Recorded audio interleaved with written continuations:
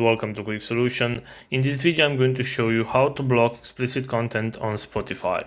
So let's go forward and open the Spotify app right here.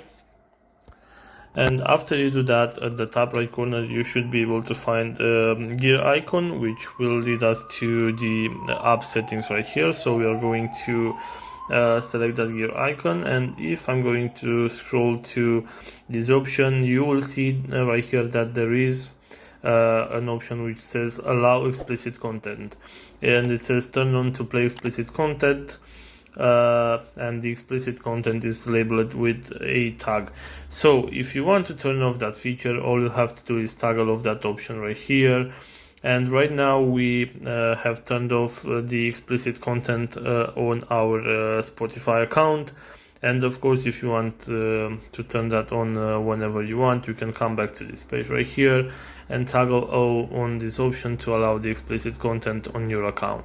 So this is all for today, and I hope you enjoyed this video, and if you did, don't forget to like and subscribe to the channel for more videos like this one.